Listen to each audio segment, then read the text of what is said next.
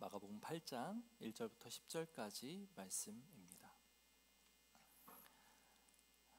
우리 교독하도록 합니다. 그 무렵에 또 큰 무리가 있어 먹을 것이 없는지라 예수께서 제자들을 불러 이르시되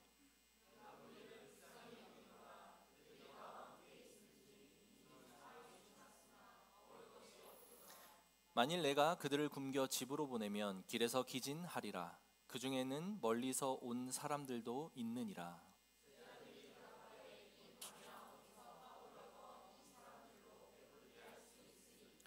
예수께서 물으시되 너희에게 떡 몇 개나 있느냐 이르되 일곱 이로소이다 하거늘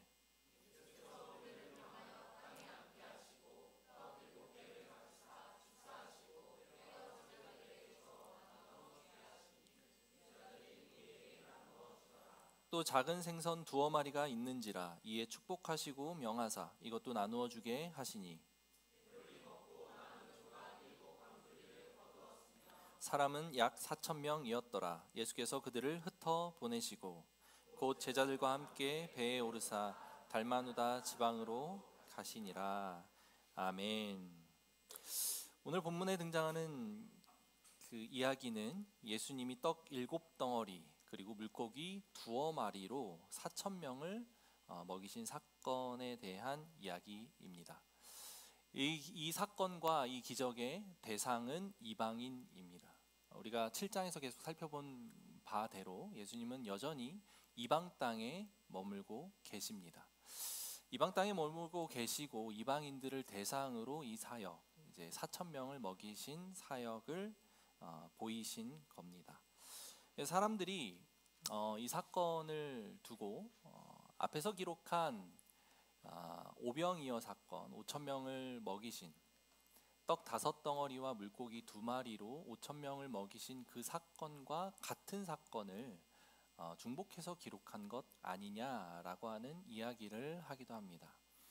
그러나 우리는 예수님께서 마가복음 8장 19, 20절에서 말씀하신 것을 통해 이것이 분명히 다른 사건이다라고 하는 것을 알 수 있죠. 예수님 8장 이제 후반부에 넘어가면서 이런 이야기를 하시죠. 내가 떡 5개를 5,000명에게 떼어 줄 때에 조각 몇 바구니를 거두었더냐 이르되 12이니이다. 또 7개를 4,000명에게 떼어 줄 때에 조각 몇 광주리를 거두었더냐 이르되 7이니이다. 이렇게 예수님이 구체적으로 두 가지 사건이 다른 사건이다라고 하는 것을 이야기하십니다. 그렇다면 예수님께서는 왜 같은 사건을 똑같이 행하셨으며 그리고 이 사건을 기록한 마가는 왜 이 사건을 이렇게 기록해 두었을까? 우리는 이 질문들을 하고 이 질문에 답을 하면서 예수님의 마음과 예수님께서 무엇을 의도하셨는지를 받으면 좋을 것 같습니다. 그리고 마가복음을 우리가 살펴보고 있기에 마가의 의도 또한 우리가 알 필요가 있을 것 같아요. 사실 이 칠병이어라고 불리는 이 4,000명을 먹이신 사건은 마태복음과 마가복음에만 등장합니다. 오병이어 사건은 사복음서 전부에 걸쳐서 등장하는데 지금 우리가 다루게 될 이 본문은 마태복음과 마가복음에만 나오는 사건이죠. 그렇다면 그 둘에게 이 사건이 무언가 의미 있는 사건이었고 그렇기 때문에 그들이 여기에다 기록했을 것이다 라는 것을 우리는 짐작해 볼 수 있습니다. 자, 우리가 한번 이 본문들을 쭉 살펴보면서 여기에서 주시는 하나님의 말씀을 한번 받아보면 좋을 것 같아요. 먼저 1절입니다. 1절, 2절 같이 한번 읽어볼게요. 시작. 그 무렵에 또 큰 무리가 있어 내가 무리를 불쌍히 여기노라.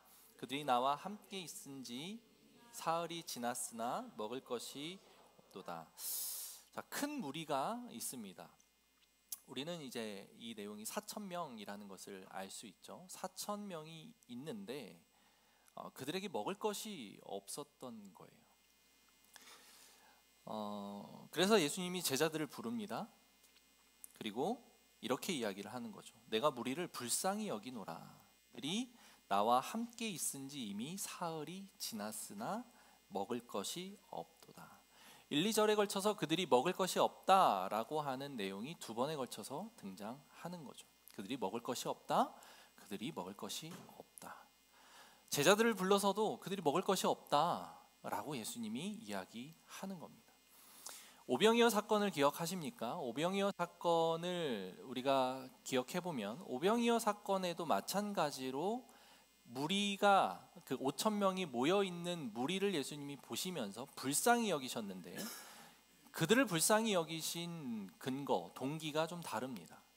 오늘 본문에서는 그들이 먹을 것이 없어서 불쌍히 여기셨는데 5천 명 사건, 오병이어 사건에서는 그들이 양이 없음으로 불쌍히 여기셨습니다. 목자가 없음으로, 그들이 양인데 목자가 없음으로 불쌍히 여기셨다라고 기록되어 있었죠. 유대인들을 대상으로 행했던 그 급식 기적이라고 불리는 먹이는 기적에서 예수님이 그 기적을 일으키신 동기는 그들이 먹을 것이 없었기 때문이기도 하지만 그보다 더 중요한 것은 목자 없는 양같이 여겨졌기 때문입니다. 그래서 그들에게는 예수님이 생명의 떡으로 오셨다라고 하는 영적인 차원에서의 떡, 영적인 차원에서의 그 공급자 되시는 분에 대한 이야기가 더 중요하게 등장했었던 것이죠. 그런데 오늘 이 본문에서는 예수님이 그들을 불쌍히 여기신 동기가 그들이 먹을 것이 없으므로라고 이야기를 하는 겁니다. 사랑하는 성도 여러분, 우리 삶에 영적인 이슈들과 영적인 문제들을 중요시 여기는 태도는 매우 좋습니다. 그거는 매우 중요해요. 그러나 우리 삶에서 실제적으로 필요한 먹을 것이 없어서 고통하는 그런 현실적인 문제들에 대해서도 예수님께서 주의 깊게 보고 계시다는 사실을 우리는 기억하시기 바랍니다. 그게 하나님께서 우리에게 주시는 첫 번째 메시지예요. 여러분들 삶의 고통과 애환 그리고 먹을 것이 없어서 굶주리는 상황들이 있으십니까? 그럴 때 주저없이 주님을 찾으시기를 축복합니다. 어떤 사람들은 이렇죠. 하나님께서 우리에게 하나님 나라, 오직 그의 나라와 그의 의를 구하라. 그리하면 이 모든 것을 너희에게 더하시리라 말씀하셨기에 이 땅에서 현실적으로 필요한 1차원적인 것들을 우리가 주님께 구하는 것은 뭔가 불경한 것처럼 여기는 사람들이 있어요. 저도 때로는 그런 오류에 빠지기도 했었죠. 그러나 그렇지 않습니다. 주님께서는 그런 영적인 차원, 하나님 나라를 사모하고 하나님 나라를 구하는 것에 열심인 우리를 기뻐하시는 것도 사실이지만 그럼에도 불구하고 우리가 실제적인 그분의 자녀이기에 우리의 구체적인 필요들까지도 하나님이 돌보시고 살피신다라는 개념은 반드시 기억하고 우리 마음 가운데, 우리의 신앙 가운데 붙들고 있어야 된다라고 하는 것을 기억하시면 좋겠습니다. 그렇게 이제 예수님께서는 불쌍히 여기셨는데 이 불쌍히 여기다라고 하는 단어가 스플랑크니조마이라고 하는 헬라어로 사용됐다라고 하는데 매우 유명한 단어입니다. 신약 성경에 15번이나 특히 복음서에서 15번이나 예수님이 사용한 단어로 매우 창자가 뒤틀리는 듯한 그런 마음을 느끼셨다, 매우 불쌍히 여기셨다, 아주 불쌍히 여기셨다라고 하는 차원의 이야기입니다. 단순히 누군가를 그냥 동정하는 그런 듯한 이야기가 아니에요. 예수님이 얼마나 그들의 상황, 그들이 배고픈 상황에 마음을 두셨는가 알 수 있는 표현이죠. 생각해 보시면 그 사흘이라고 하는 3일이라고 하는 기간 동안 그들에게 먹을 것이 없었다라고 하면 얼마나 배고픈 상태였는지 우리가 짐작해 볼 수 있겠죠. 어쨌든 예수님이 우리를 돕는 동기, 예수님이 사역하시는 동기의 아주 근원적인 내용 중에 하나는 바로 불쌍히 여기는 마음입니다. 여러분들을 예수님께서 늘 살피실 때에 우리를 불쌍히 여기신다는 사실을 기억하십시다. 그 예수님의 마음을 우리가 기억해야 될 것 같아요. 자, 그리고 나서 이제 제자들에게 말씀을 이어가십니다. 3절에 이렇게 이야기를 하죠. 만일 내가 그들을 굶겨 집으로 보내면 길에서 기진하리라. 그 중에는 멀리서 온 사람들도 있느니라. 만약 내가 그들을 굶겨서 집으로 보내면 가다가 이제 기운이 빠져서 쓰러질 것 같다. 이렇게 얘기를 하시는 거죠. 그 중에서는 멀리서 온 사람도 있다라고 표현하십니다. 멀리서 온 사람이라는 표현은 그 당시 유대인들이 이방인들을 표현하는 전형적인 관용어구 같은 그런 내용입니다. 멀리서 온 사람들, 실제로 집이 멀어서이기도 하겠지만 그들이 이방인이다라고 하는 것을 예수님이 한 번 더 강조하는 그런 표현이죠. 예수님이 그렇게 이야기를 하시는 거예요. 제자들을 모아놓고 이렇게 이야기를 하시는 겁니다. 그러면 예수님이 무엇을 원하시는 겁니까? 제자들에게. 지금 제자들은 앞에서 오병이어 사건을 통해 5천 명을 먹인 일을 경험했습니다. 예수님이 베푸신 기적을 경험한 후에요. 그리고 아마도 그 경험한 지 대략 우리가 짐작하기로는 1년이 조금 넘는 시간 정도밖에 흐르지 않은 시점입니다. 우리가 6장에서 마가복음 6장에서 그 내용을 살펴봤고 8장에 지금 이어지는 내용이에요. 얼마 되지 않는 시기에 똑같은 상황을 맞이한 겁니다. 그럼 예수님이 무엇을 기대하고 제자들에게 이렇게 이야기를 했을까요? 그러면 우리가 한번 있는 것을 모아보겠습니다. 주님 그때처럼 이들에게도 축복하여 주셔서 축사하여 주셔서 이들을 먹일 수 있지 않겠습니까? 라고 하는 예수님의 어떤 신적인 권능과 예수님의 마음에 입각하여 이들을 충분히 먹이실 수 있는 분이다 라고 하는 그 믿음의 고백을 예수님이 듣기를 원하는 마음으로 제자들을 불러다 놓고 그렇게 이야기하시지 않았을까요? 충분히 그렇게 생각할 수 있고 제자들은 그런 반응을 당연히 보여야 마땅할 것 같은데 제자들의 반응이 놀랍습니다. 8장 4절 말씀을 같이 한번 읽어봅니다. 준비 시작.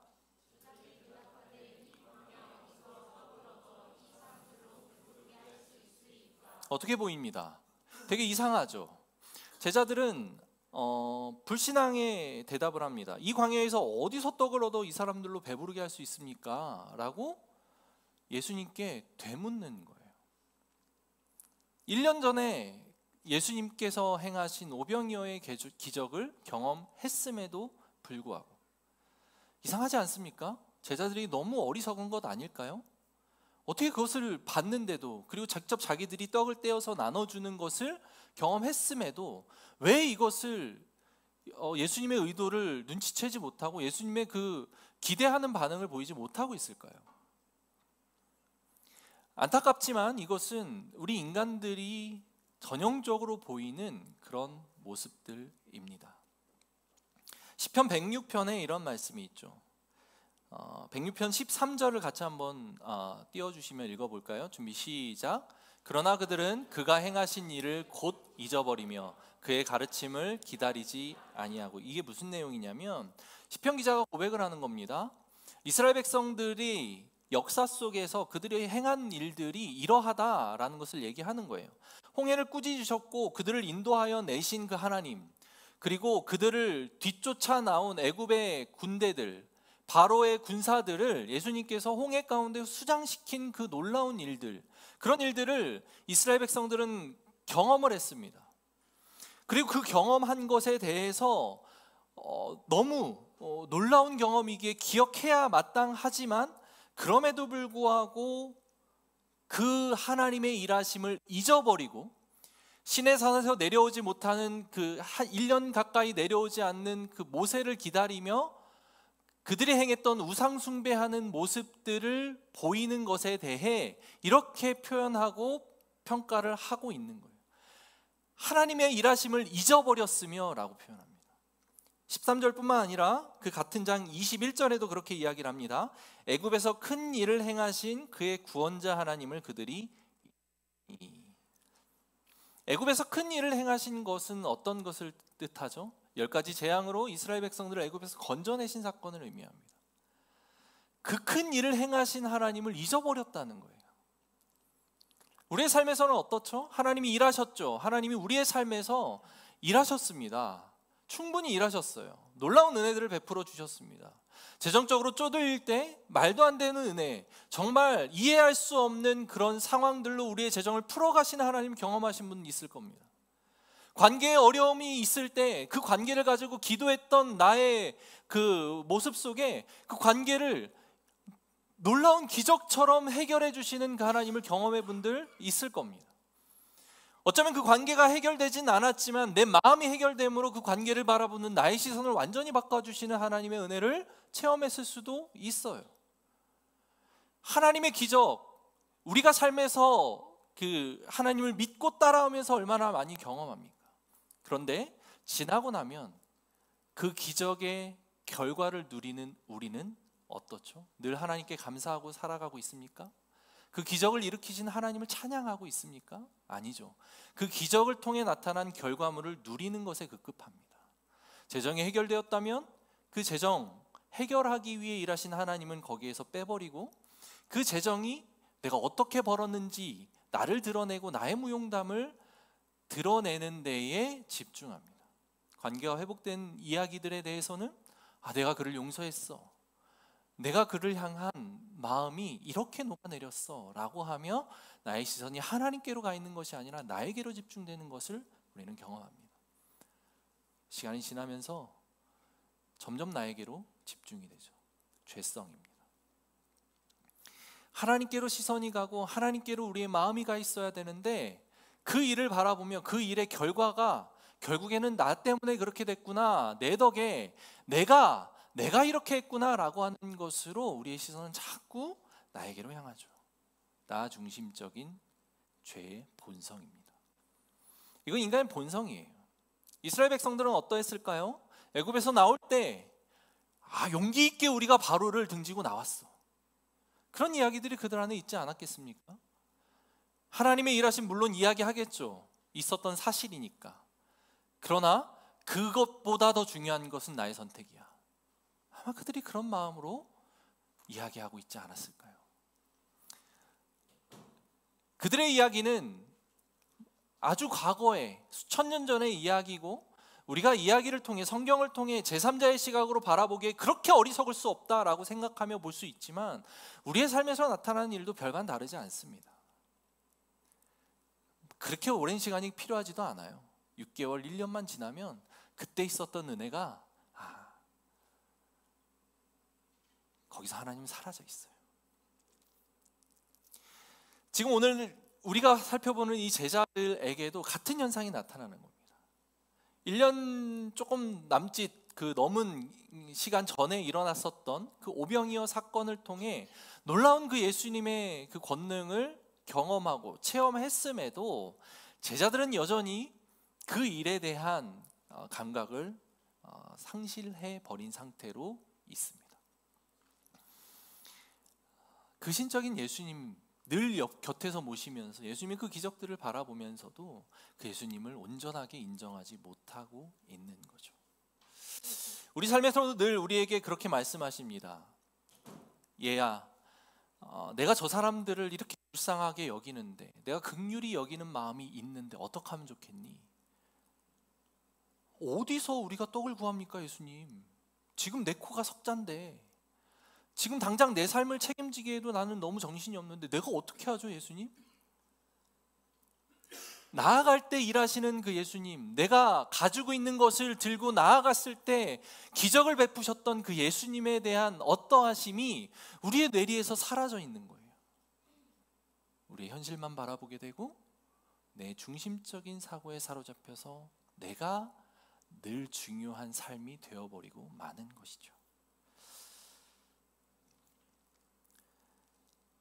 이 제자들의 반응이 조금 더 구체적으로, 그리고 이들의 이야기가 조금 더 그 원문에 가깝게 번역된 내용이 새번역 성경에 나옵니다. 개역 개정은 약간 이렇게 순화된 표현으로 되어 있어서 새번역 성경으로 이들의 이야기를 한 번 더 살펴볼게요. 같이 한번 읽어볼까요? 준비 시작.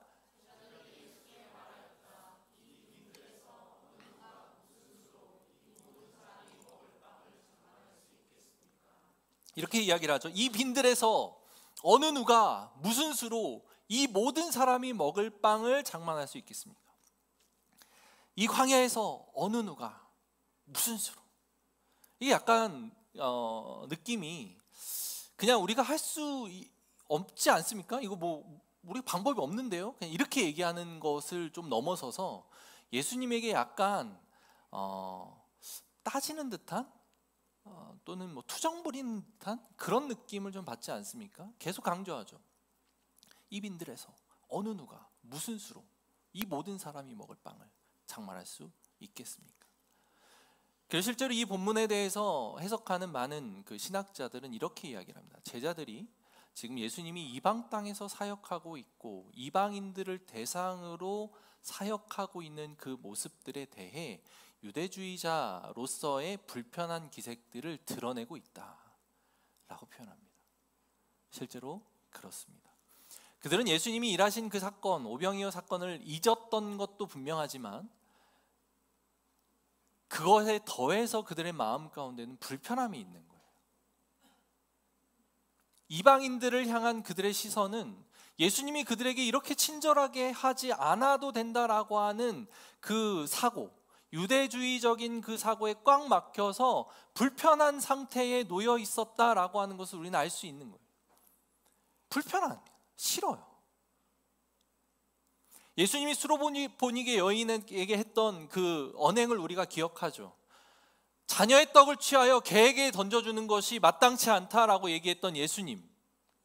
아니 어떻게 그렇게 심한 말씀을 할 수가 있죠? 그거는 예수님의 이야기가 아니라 그 여인을 시험하는, 테스트하는 과정이기도 하지만 유대인들이 품고 있었던 생각이기도 했던 것이죠. 예수님은 그걸 너무 잘 알고 있었어요. 그래서 그렇게 이야기를 했고, 지금 그 다음에도 이방인을 향하여 예수님이 기적을 베푸셨고, 지금 4,000명이라고 하는 큰 무리의 이방인들을 대상으로 예수님은 지금 먹이려고 하시는 그 상황에서 제자들은 불편한 기색을 여과 없이 지금 드러내고 있는 겁니다. 사랑하는 성도 여러분, 여러분들에게 이방인의 존재가 있습니까? 멀리 떨어져 있는 존재, 몸이 멀어져 있는 것뿐만 아니라 마음으로 멀어져 있는 존재들이 혹시 있습니까? 한번 생각해 보시면 좋을 것 같아요. 유대인들이 왜 그들을 어떻게 얼마만큼 그들을 불편하게 했기에 예수님께 이렇게 나와서 이런 불편한 기색을 드러내고 있을까? 한번 상상을 해봤습니다. 여러분, 지금 마음 가운데 딱 떠오르는 그냥 가장 미운 사람, 신랑 말고 와이프 말고 가장 그냥 마음 가운데 불편한 사람 혹시 있습니까? 없는 분들도 있을 것 같아요. 되게 선한 분들이 많기 때문에 없는 분들도 많을 것 같아요. 근데 제 마음 가운데서는 두 가지 케이스가 좀 떠올랐었는데, 하나는 노숙인에 대한 이야기였고, 또 하나는 같이 일하는 사람에 대한 어떤 불편함이었습니다. 노숙인들 생각해 보면 어떻죠? 서울역 가면 되게 많죠. 영등포에도 되게 많습니다. 근데 그런 분들을 이렇게 보면 어떤 생각이 듭니까? 막 밉습니까? 아니죠. 미우신 분들은 없을 겁니다. 다 좋으신 분들이라.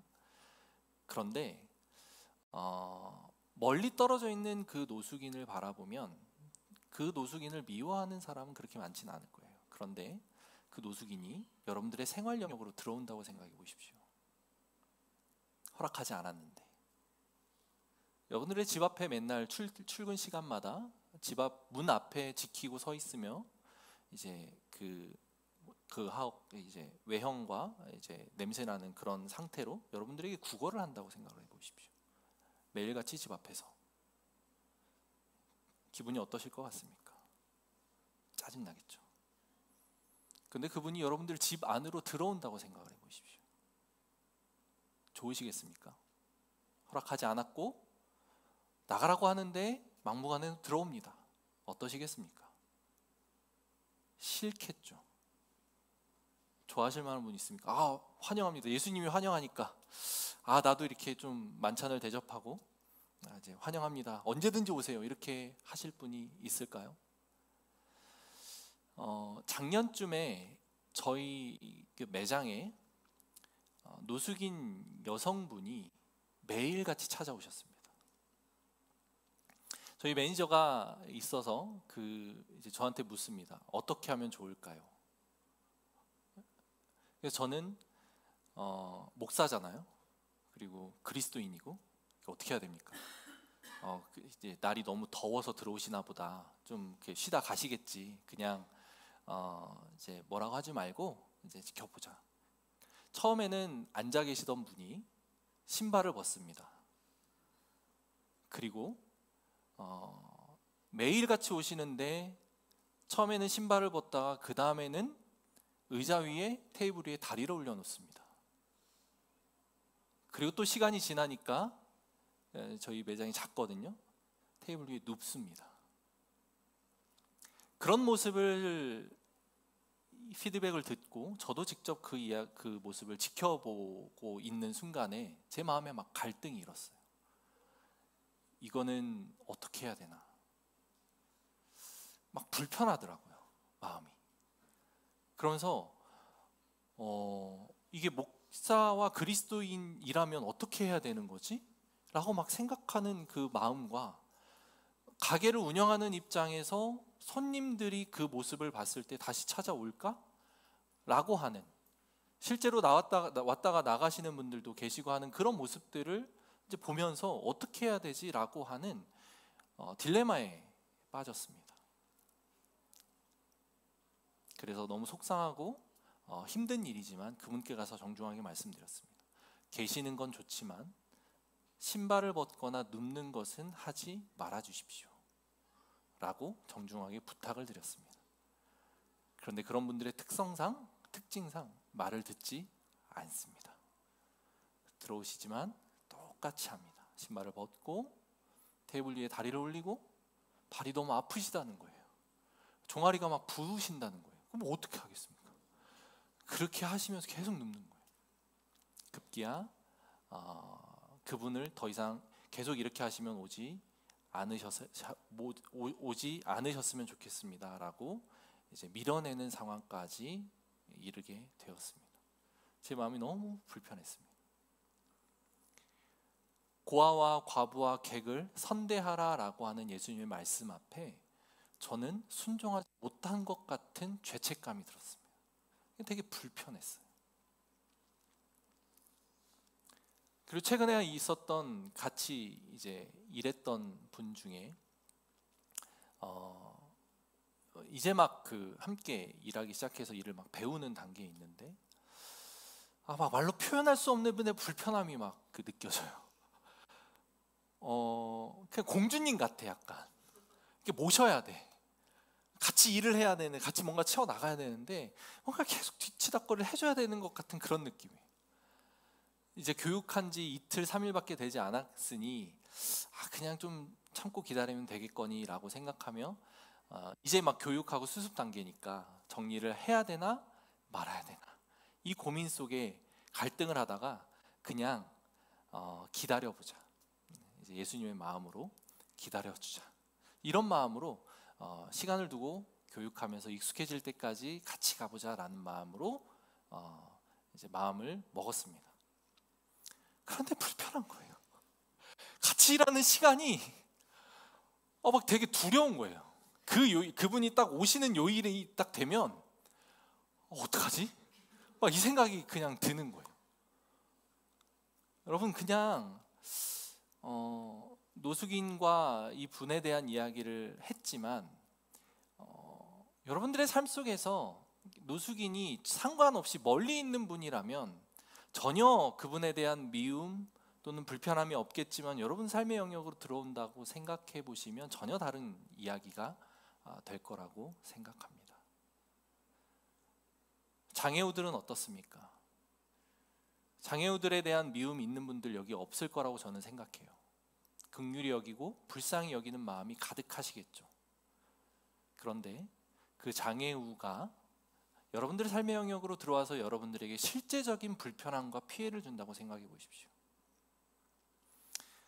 최근에 장애우들의 통행 문제로 장애우들이 많이 모여서 데모하는 그런 여전히 시위를 하고 있는데 국회의사당 역을 점거하기도 하시고 출근 시간, 퇴근 시간에 지하철을 몇 칸을 이제 탑승을 하시면서 출근하는 사람들을 불편하게 여기는 그런 사건들이 있었고 그걸 실제로 뉴스로 다룬 이야기들도 있었습니다.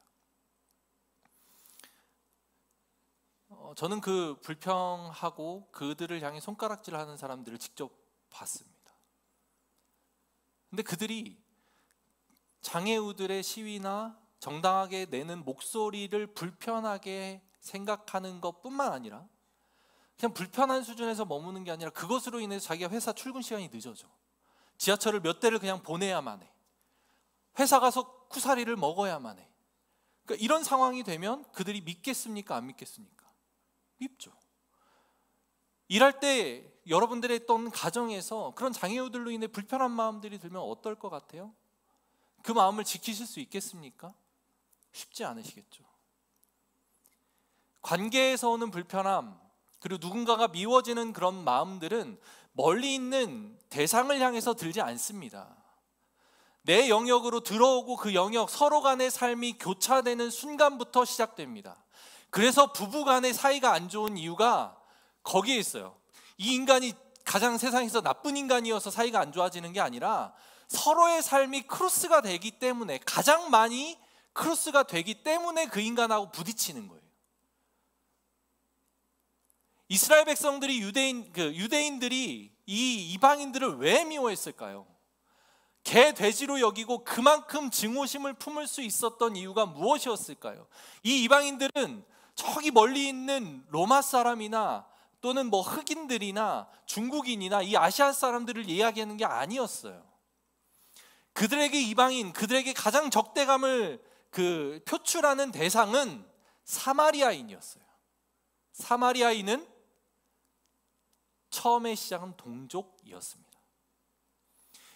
한 이스라엘이 남과 북으로 나뉘는 사건이 벌어집니다. 열왕기서에 보면 그 이야기가 등장합니다. 남유다와 북이스라엘으로 그 유다, 이스라엘 백성들이 분단이 돼요.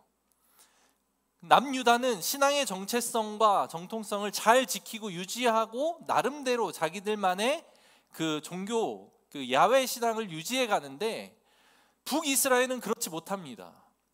왕들이 악하기도 하고 온갖 혼합주의로 그들의 문화가 혼탁해지기 시작해요. 그리고 그들이 망하고 멸망되고 뿔뿔이 흩어지고 그들을 멸망시킨 나라들로 통합 흡수되면서 그들의 종교적인 정체성, 민족적인 정체성은 사라지고 맙니다. 유대인들은 그들을 바라보며 우리와 같은 민족이었다라고 하는 사실에 수치스러워합니다. 하나님이 섞이는 걸 싫어하시고 이방인들이 섬기는 그 우상을 섬기는 그 문화를 받아들이는 그들이 너무 밉습니다. 그것이 그들이 사마리아인, 이방인들을 미워하게 되는 계기예요. 결정적인 이유입니다. 그들과 같은 민족이었기에, 생활 반경이 같기에, 생활의 어떤 모습들이 비슷하게, 그들도 야훼 신앙이 있었어요. 그들도 하나님을 섬기는 신앙이 있는 이들이었습니다. 그러나 완전히 섞여버렸죠. 이스라엘 백성들이 보기에는 너무 싫은 겁니다. 싫을 수 있습니다. 그들이 예수님의 은혜를 입는, 우리가 그토록 고대하던 메시아가 그들을 향해서 사역을 하고 있다? 유대인들에게는 참을 수 없는 일이었던 거예요. 여러분들 마음속에 정말로 미워하는 누군가, 불편해 여기는 누군가를 향해 예수님이 명령하신다면, 가서 그들을 위해 먹여야 되지 않겠니? 가서 그들을 돌봐야 되지 않겠니? 이렇게 말씀을 하고 계시는 거예요. 그러다가 가게 망하게 생겼는데요, 주님, 저 어떻게 하면 좋죠? 그걸 품었다가 내가 감당할 수 있는 수준이 안 될 것 같은데요, 주님, 어떻게 하면 좋죠? 감당할 수 없는 명령이 제자들에게도 왔던 거예요. 그래서 제주님이 어디 가서 어떻게, 우리가 왜 합니까? 그들이 마음속으로 미워 죽겠는데, 그들로 인해서 우리가 본 피해가 얼만데 어떻게 우리가 그들에게 나아가겠습니까? 여러분들에게도 그런 분들이 혹시나 있다면 오늘 예수님께서 그렇게 말씀하고 계신 거예요. 그들에게 떡을 줘야 되지 않겠니? 그들에게 생명의 떡인 나를 알려줘야 되지 않겠니? 주님이 그렇게 요구하고 계신 겁니다.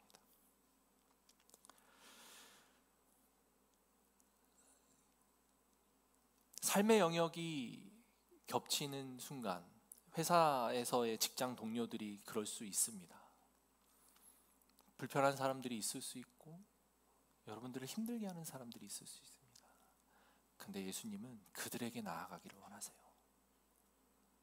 오늘 이 제자들에게 예수님은 그것을 요구하고 있으십니다.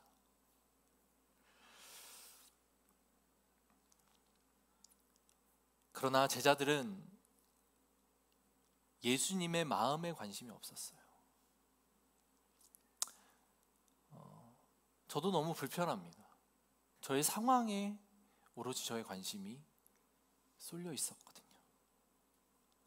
그들을 향한 예수님의 마음이 저에게 온전히 다가오지 못했어요.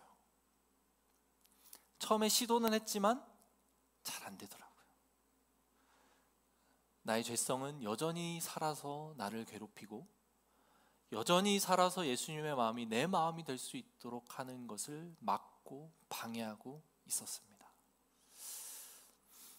근데 우리가 관심을 가져야 되죠. 예수님의 마음이 어떠한지, 그들을 향한 예수님의 심장이 얼마나 절절 끓는지, 그것이 우리의 관심이어야 됨을 믿습니다. 마가는 이 예수님께서 4,000명 먹이시는 기적을 두 번째 기록하는 것이죠. 다른 사건이지만 같은 양상처럼 보이는 이 사건을 똑같이 기록합니다. 그러면서 우리에게 이야기하고 싶은 게 있는 거예요. 예수님이 이방인들을 선교하고 이방인들에게 다가가서 내가 너희들을 위해서도 생명의 떡이 될 것이다, 내가 너희들을 위해서도 너희 삶의 필요들을 채울 것이다 라고 가르치는 그 가르침을 전달하면서 동시에 우리에게 이야기하고 싶은 것들이 있었던 것 같습니다. 이스라엘 백성들에게 성경이라고 하는 것은 우리가 지금 보는 이 활자로 되어 있는 성경의 느낌이 아니었어요. 유대인들에게 성경은 철저하게 구전되어 내려오는 것이었습니다. 그래서 암송하고 외우고 머릿속으로 기억한 것들을 후대 자기 자녀들에게 어렸을 때부터 암송시키고 계속 이야기하게 하고 그것을 외우게 하는 거죠. 그것이 그들에게 성경을 지키는 방법이었습니다. 하나님의 말씀을 받는 방법이었죠. 그래서 우리는 잘 이해하지 못하는데 그들의 시각, 그들의 사고, 그들의 어떤 말씀을 받아들이는 태도에 대해서 우리가 한번 생각해 보면서 이 본문에서 등장하는 몇 가지 좀 중요한 포인트들을 살펴보면 좋겠는데, 이 본문에서 우리가 숫자를 한번 주목해 봤으면 좋겠어요. 오병이어 사건 때 다루려다가 칠병 이후로 제가 넘긴 이야기입니다. 첫 번째 나오는 그 숫자 이야기가 2절입니다. 그들이 나와 함께 있은지 사흘이 지났으나 먹을 것이 없도다. 여기서 사흘이라고 하는 숫자가 등장합니다. 여러분, 우리가 여기에서 그냥 3일이 지났구나, 사흘은 3일이죠, 사흘이 지났구나, 3일이 지났구나 라고 그냥 생각을 단순히 하지만 이스라엘 백성들은 이렇게 활자로 보는 것이 아니었어요. 계속 암송하고 외우고 있었던 상황입니다. 그런 그들에게 3이라고 하는 숫자가 들리는 순간 어떤 것이 떠오를까요? 3이라고 하는 숫자, 생각나는 사건 있으십니까? 예수님 죽으시고, 맞습니다. 예수님이 죽으시고 3일 만에 부활하셨죠. 예수님이 죽으신 기간이 3일입니다. 왜 예수님이 3일 동안 죽어 계시다가 부활하셨죠? 이게 구약에서 예표된 사건이 하나가 있죠. 어떤 것이죠? 요나의 표적이죠. 요나가 물고기 뱃속에 갇혔다가 3일 만에 토해져 나오는 사건이 있었습니다. 이게 예수님의 죽으심을 예표하는 사건이었죠. 그래서 아직 예수님이 죽기 전이니 유대인들에게 떠오르는 시간은, 그 사건은 바로 요나의 표적이 떠올랐을 겁니다. 3일이라고 하는 숫자가 그들에게 다가가는 순간. 그리고 6절에 같이 한번 보겠습니다. 6절 말씀 시작.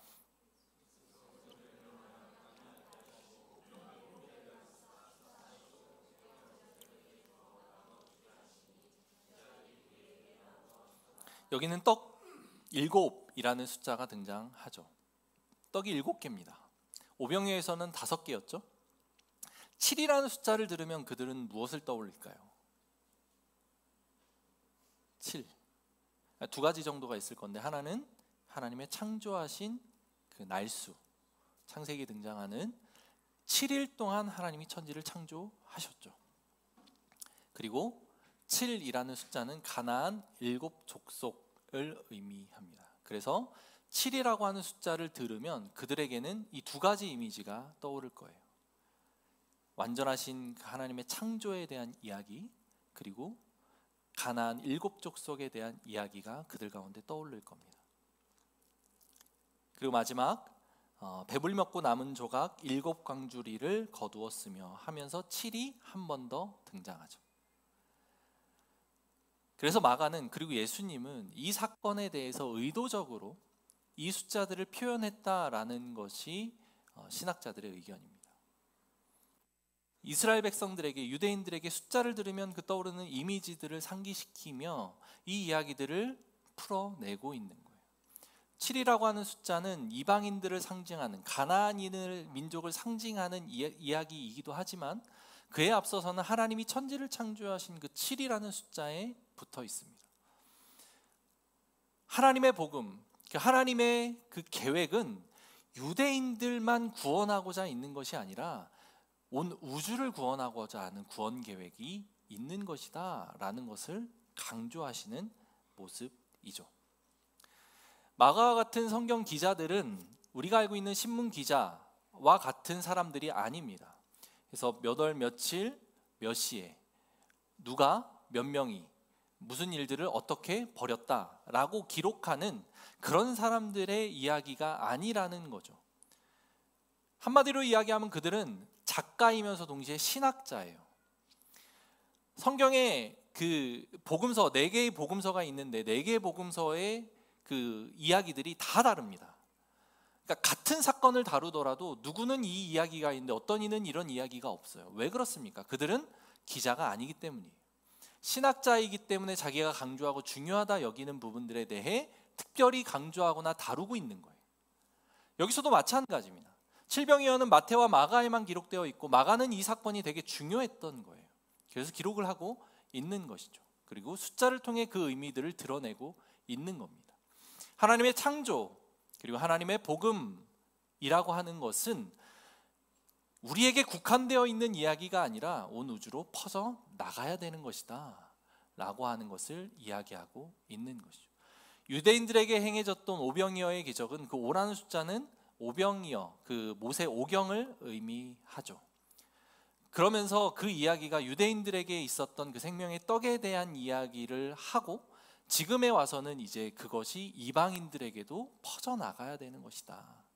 너희들이 그토록 미워하고 있는 그들에게도 하나님의 은혜는 그대로 임해야 되는 것 아니겠니? 라고 우리에게 말씀하고 계신 겁니다. 마무리하도록 하겠습니다.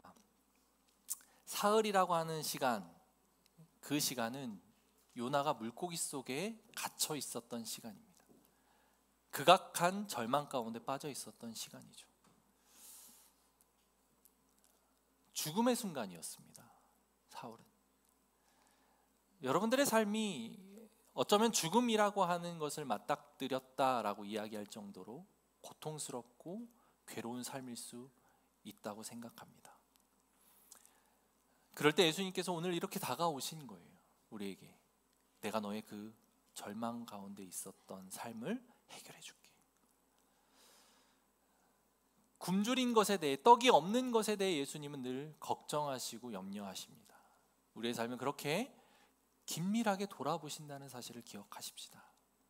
그래서 그 주님 앞에 3일이라고 하는 죽음의 시간을 보내고 있다 하더라도 그 3일을 새로운 생명으로 바꾸시는 그 예수님의 행하심 앞에 무릎 꿇고 엎드리고 나아가 회복을 경험하고 채우시는 그 주님을 경험하는 우리가 되기를 소망합니다. 같이 기도하겠습니다. D.L. 무디는 이런 이야기를 합니다. 구원받지 못한 100명 중 1명만이 성경을 읽을 것이다. 하지만 나머지 99명은 그리스도인을 읽을 것이다. 비기독교인은 성경을 읽지 않습니다.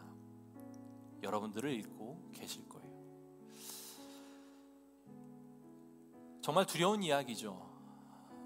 저를 통해 비그리스도인들은 성경을 보게 된다.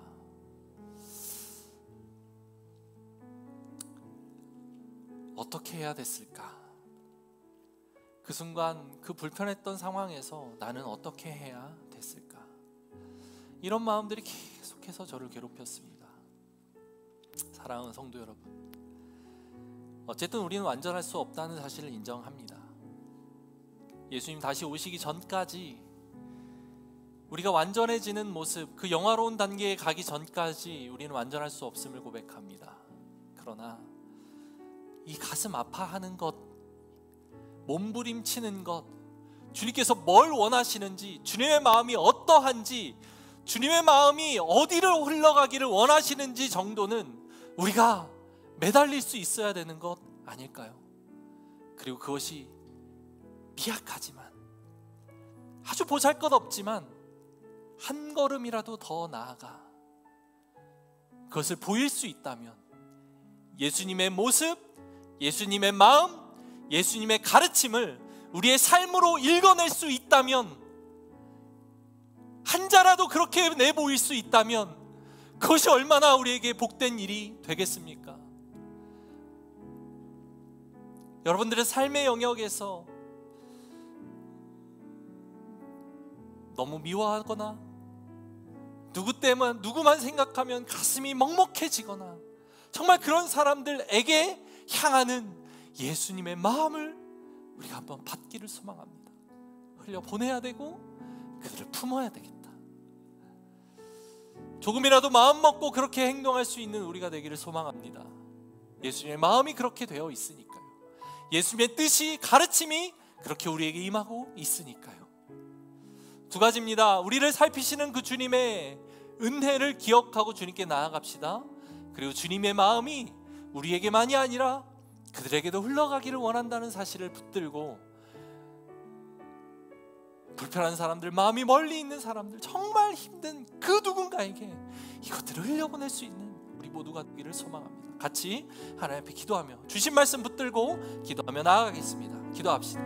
하나님 아버지, 감사합니다. 주님, 우리 안에 있는 이 도전들, 하나님께서 우리에게 주시는 이 말씀 앞에 우리가 어떻게 반응해야 될지를 깨닫게 하여 주옵소서. 아버지 하나님, 어렵습니다. 힘듭니다. 이 불편함을 내가 어떻게 감당해야 될지 모르겠습니다. 그러나 하나님, 나에게 주신 은혜를 잊지 않고 기억하여 내며 그 하나님께서 그들에게도 동일한 마음을 품고 있다는 사실을 늘 기억하고 다가갈 수 있는 우리 복된 성도님들 될 수 있도록 주여 역사하여 주옵소서. 하나님, 아버지 하나님, 우리 마음속에 어떠한 마음이 있겠습니까? 주님, 내가 중심이 되어 내 사고로, 내가 판단의 기준이 되어 그 모든 것들을 대하고 있는 것은 아닌지 아버지 하나님 돌이켜보게 하여 주옵소서. 하나님의 마음이 우리에게 있어야겠습니다. 주님의 마음을 우리가 받게 하여 주옵소서. 그것이 결코 쉽지 않다는 것 잘 압니다. 아버지 하나님, 우리에게 손해봐야 될 영역이 보이고 우리가 포기하고 우리가 정말 하나님 앞에서 얼마만큼 낮아져야만 가능한 것인지를 바라보게 되는, 주님, 그것이 우리에게 감당하기 너무 힘듭니다. 감당하기 힘들 정도로 고통스러운 상황들입니다. 주님, 어떻게 해야 할지 알려주시고, 때로는 용기를 주시고, 때로는 감당할 수 있는 믿음과 아버지 하나님의 마음을 허락하셔서 주여, 우리 삶으로 하나님의 말씀을 그렇게 읽어낼 수 있는 복된 성도님들 될 수 있도록 역사하여 주옵소서. 주님, 그 은혜가 우리에게 있기를 소망합니다. 하나님, 질병이여 사건이 또 한 번 기록되어 우리에게 말씀되어지는 이것을 통해 우리가 어떤 마음을 받기를 원하시는지 하나님의 분명한 뜻이 있다라고 하는 사실을 믿습니다. 주님, 이방인들이 불편했던 제자들의 모습, 하나님의 은혜를 잊고 있었던 그 제자들의 모습, 어쩌면 그것이 우리의 모습 아니겠습니까? 나는 체험을 받았지만, 나는 그 풍성한 은혜를 누렸지만 저 인간에게 내가 다가가기는 너무 싫다 라고 이야기하는 우리의 속마음들이, 아버지 하나님, 우리의 연약함과 악함의 근거에서 나온 것임을 다시 한번 고백하며, 우리 연약함을 채울하시는 주님 앞에 그 모든 것들을 내어놓고 나가게 하여 주옵소서. 주님, 나의 능력으로는 되지 않습니다. 주님, 일하여 주십시오. 내가 어떻게 어디까지 낮아지고 어디까지 내가 나를 십자가에 못 박아야 그 일을 할 수 있겠습니까? 주님, 내가 그 주님을 더욱 닮아갈 수 있도록 하여 주옵소서. 나를 향한 주님의 마음을 더욱 크게 느끼고 나를 향한 하나님 아버지의 그 마음인 그 심정이 더 크게 다가와서 믿지 않는 사람들을 향하여, 비그리스도인들을 향하여 하나님의 이야기를 써내려갈 수 있는, 한 자라도 한 구절이라도 써내려갈 수 있는 우리의 복된 성도님들 될 수 있도록 주여 역사하여 주옵소서. 감사드립니다. 이 말씀 앞에 깨닫고 반응하기를 원하는 우리 성도님들의 마음을 주님 긍휼히 여기시고 용기 내어 한 발짝 걸어 나갈 수 있는 그런 복된 우리가 되게 하여 주옵소서. 감사드리며 살아계신 예수님의 이름으로 기도합니다. 이제는 우리를 구원하신 예수 그리스도의 은혜와 하나님의 사랑과 성령님의 교통하심이 오늘 이 말씀 앞에 바르게 반응하기를 원합니다 라고 고백하고, 미약하지만 한번 한 발자국 내어 보겠습니다. 나의 모습을 통해 성경을 써내려간다, 성경을 읽는다라는 그 이야기에 도전을 받고 우리의 삶에서 그렇게 조금이라도 살아보겠다고 다짐하는 사랑하는 고백교회 성도님들과 주의 백성들 머리 위에 이제로부터 영원토록 함께 있을지어다. 아멘.